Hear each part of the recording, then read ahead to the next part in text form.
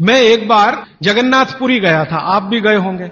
तो मैंने मंदिर के महंत को पूछा कि ये भगवान का प्रसाद, माने वहां दाल और चावल मिलता है प्रसाद के रूप में, वो मिट्टी की हांडी में क्यों बनाते हैं? तो उसने एक ही वाक्य कहा, मिट्टी पवित्र होती है।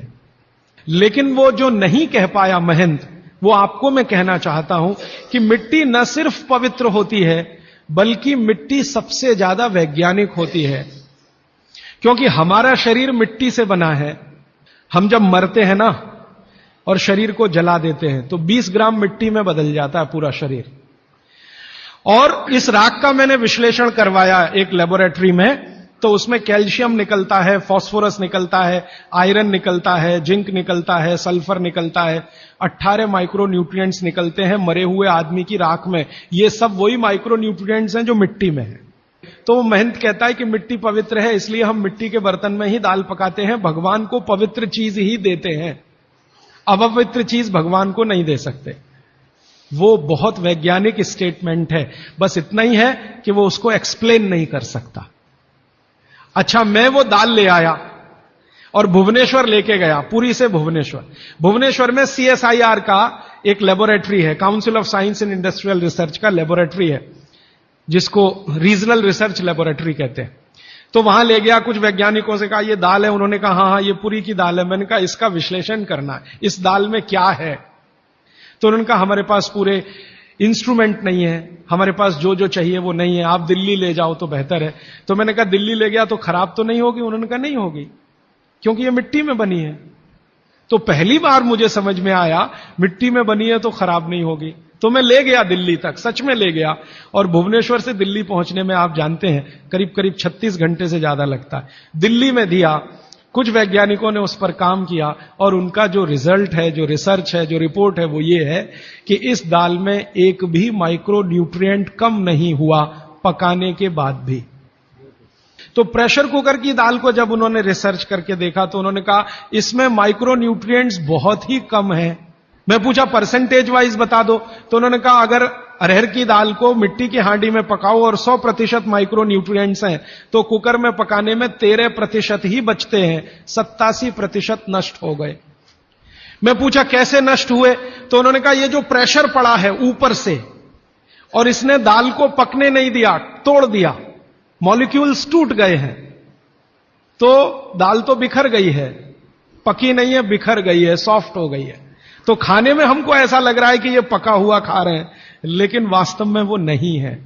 पके हुए से मतलब यह होता है कि जो माइक्रो न्यूट्रिएंट्स आपको कच्चे रूप में शरीर को उपयोग नहीं आते, उनको आप उपयोगी बना लें, इसको पका हुआ कहते हैं आयुर्वेद में।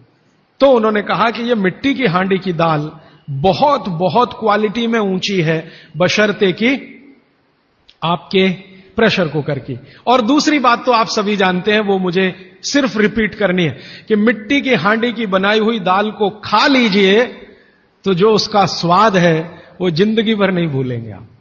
इसका मतलब क्या है? भारत में चिकित्सा का और शास्त्र पाक कला का ऐसा विज्ञान विकसित हुआ है जहां क्वालिटी भी मेंटेन रहेगी और स्वाद भी मेंटेन रहेगा। तब मैंने गांव गांव घूमता रहता हूं तो पूछना शुरू किया, तो बोलते हैं लोग कि ज्यादा नहीं, 30-40 साल पहले सब घर में मिट्टी की हांडी की दाल थी। मेरी दादी को पूछा तो दादी कहती है कि हम तो जिंदगी भर मिट्टी की दाल ही खाते रहे। तब मेरे समझ में आया कि मेरी दादी को डायबिटीज क्यों नहीं हुआ। तब मुझे समझ में आया उसको घुटने का दर्द क्यों नहीं हुआ। तब मुझे समझ में आया उसके 32 दांत मरने के दिन तक सुरक्षित थे, क्योंकि हमने उसका अंतिम संस्कार किया। अगले दिन जब राखी लेने गए तो सारे दांत उसके 32 के 32 निकले। तब मेरे समझ में आया कि 94 साल की उम्र तक मरते समय चश्मा क्यों नहीं लगा उसकी आंखों पे, और जीवन के आखिरी दिन तक अपने कपड़े खुद अपने हाथ से धोते हुए मरी थी। यह कारण है कि शरीर को आवश्यक माइक्रो न्यूट्रिएंट्स की पूर्ति अगर नियमित रूप से होती रहे तो आपका शरीर ज्यादा दिनों तक बिना किसी दूसरे की मदद के काम करता है। तो माइक्रो न्यूट्रिएंट्स पूरा सप्लाई मिला दाल में, जो खाई थी उसने मिट्टी की हांडी में पका पका के। और न सिर्फ दाल पकाती थी वो मिट्टी की हांडी में, बल्कि दूध भी मिट्टी की हांडी में पकाती थी।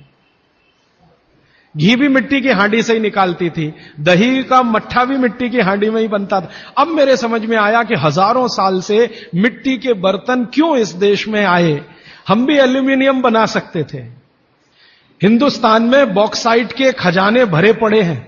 कर्नाटक बहुत बड़ा भंडार, तमिलनाडु, आंध्र प्रदेश बॉक्साइट के बड़े भंडार हैं। हम भी बना सकते थे, अगर बॉक्साइट है तो एल्यूमिनियम बनाना कोई मुश्किल काम नहीं है। लेकिन हमने नहीं बनाया क्योंकि उसकी जरूरत नहीं थी। इसलिए कुम्हारों की एक पूरी की पूरी जमात इस देश में खड़ी की गई कि तुमको भैया मिट्टी के ही बर्तन बनाने हैं। माने तुमसे बड़ा वैज्ञानिक कौन। अब ये कुम्हार जो इतने बड़े वैज्ञानिक हैं इस देश के, जो मिट्टी के बर्तन बनाकर हजारों साल से दे रहे हैं हमारे स्वास्थ्य की रक्षा करने के लिए, हमने उनको नीची जाति बना दिया। हम कैसे मूर्ख लोग, ये ऊंचा नीचा हमने डाल दिया इस देश में, इसी ने देश का सत्यानाश कर दिया। अगर प्रेशर कुकर की कंपनी जो बना रही है प्रेशर कुकर वो ऊंचा आदमी है, तो ये कुम्हार नीचा कैसे हो गया। जो सबसे बड़ा वैज्ञानिक काम कर रहा है, मिट्टी के बर्तन बना बनाकर आपके माइक्रो न्यूट्रिएंट्स को, आपके सूक्ष्म पोषक तत्वों को कम नहीं होने देने के लिए मिट्टी का सिलेक्शन करता है वो। आपको मालूम है हर एक मिट्टी से बर्तन नहीं बनते। एक खास तरह की मिट्टी है वही बर्तन बनाने में काम आती है, और एक खास तरह की मिट्टी है जो हांडी बनाती है, दूसरे खास तरह की मिट्टी में कुल्हड़ बनता है, तीसरे खास तरह की मिट्टी में कुछ और बनता है। ये मिट्टी को पहचानना कि इसमें कैल्शियम ज्यादा, इसमें मैग्नीशियम ज्यादा, इसलिए हांडी इससे बनाओ, और इसमें कैल्शियम मैग्नीशियम कम है इसलिए इसका कुल्हड़ बनाओ, ये तो बहुत बहुत बारीक और विज्ञान का काम है। ये सब कुम्हार कर रहे हैं, हजारों साल से कर रहे हैं, बिना किसी यूनिवर्सिटी में पढ़े हुए कर रहे हैं।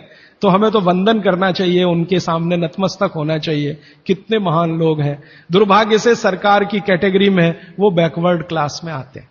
और सबसे मजे की बात कि ये हांडी जब खत्म होगी, माने इसकी लाइफ पूरी हो जाएगी, तो ये हांडी फिर मिट्टी में मिल जाएगी और फिर वही मिट्टी से हांडी बन जाएगी। दुनिया में ऐसी कोई वस्तु नहीं है। प्रेशर कुकर के बारे में तो नहीं कह सकते आप, बायोडिग्रेडेबल है।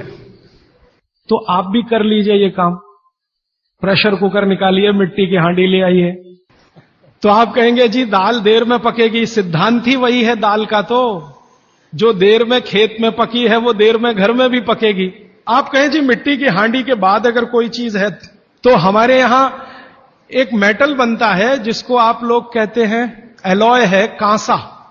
तीसरा सबसे अच्छा माना जाता है पीतल। अब ये कांसे और पीतल में भी हमने काम कर लिया कि अरहर की दाल को कांसे के बर्तन में पकाएं तो उसके सिर्फ 3% माइक्रो न्यूट्रिएंट कम होते हैं, 97% मेंटेन रहते हैं। पीतल के भगोने में पकाएं तो 7% कम होते हैं, 93% बचे रहते हैं। लेकिन प्रेशर कुकर में बनाएं तो सिर्फ 7% बचते हैं, बाकी खत्म होते हैं। अब आप तय कर लीजिए, आपको लाइफ में क्वालिटी चाहिए तो आपको मिट्टी की हांडी की तरफ ही जाना पड़ेगा, माने भारत की तरफ वापस लौटना पड़ेगा, इंडिया से। अभी हम हैं इंडिया में, जो बनाया अंग्रेजों ने या बना दिया अमरीकियों ने, इस इंडिया से निकल के भारत की यात्रा करनी पड़ेगी। और मैंने पिछले 1-2 वर्षों में ये बातें गांव गांव में कहना शुरू किया है, तो इसका परिणाम पता है क्या, कि कुम्हारों की इज्जत बढ़ गई है गांव में। और मैं मानता हूं कि मेरे व्याख्यान की अगर कोई सार्थकता है तो वो ये कि कुम्हारों की इज्जत इतनी बढ़ जाए कि वो पंडितों के बराबर आ जाएं, क्योंकि वो किसी से नीचे नहीं है, क्योंकि वो किसी से छोटे नहीं है। और मजे की बात कि वो हांडी बना के आपको 20-25 रुपए में ही दे रहे हैं, प्रेशर कुकर तो 250-300 रुपए का है। मैं होम्योपैथी की भी चिकित्सा करता हूं, तो बहुत सारे पेशेंट मुझे फोन करते हैं, राजीव भाई ये। तो मैंने कुछ पेशेंट को खास कर कहा कि देखो भैया, आपको मैं कोई दवा नहीं दूंगा। तो कहने लगे फिर बीमारी कैसे ठीक होगी। मैंने कहा एक ही काम करो, मिट्टी की दाल खाना शुरू करो, मिट्टी की हांडी में रखी हुई दाल खाना शुरू करो। चावल खाना है तो मिट्टी की हांडी का। कहने लगे राजीव भाई कौन करेगा ये सब। मैंने कहा आपकी बीवी करेगी या आप करोगे। अगर जिंदगी चाहिए तो झक मार के आप करोगे, नहीं तो अमेरिका जाओ, कनाडा जाओ, जर्मनी जाओ, लाखों रुपए खर्च करो, फिर भी झक मार के वापस आओ। तो मेरे पास कुछ डायबिटीज के क्रोनिक पेशेंट हैं, बहुत क्रोनिक, जिनका शुगर यूनिट 480 के ऊपर है। ऐसे 100 से ज्यादा पेशेंट, वो 8 से 9 महीना हो गया नियमित रूप से मिट्टी की दाल और मिट्टी का चावल, माने हांडी की दाल और हांडी का चावल, हांडी की खिचड़ी नियमित रूप से खा रहे हैं। और अब तो उन्होंने मिट्टी का तवा भी ले आया अपने घर में रोटी बनाने के लिए।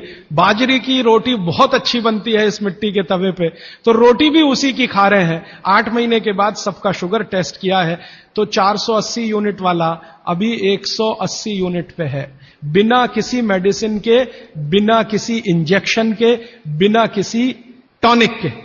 और होम्योपैथी की कोई दवा नहीं दी मैंने उनको। कुछ लोगों को ज्यादा परेशान थे, दवा भी दो दवा भी दो, उनको प्लेसिबो दे दिया। प्लेसिबो समझते हैं, खाली गोली, दवा नहीं डाली। तो पेशेंट को लग रहा है कि मैं दवा खा रहा हूं, दवा खा के अच्छा हो रहा हूं। मुझे मालूम है कि वो कोई दवा नहीं है, वो प्लेसिबो है, वो अच्छा हो रहा है उस मिट्टी की दाल खा के, मिट्टी का चावल खा के, मिट्टी की खिचड़ी खा के।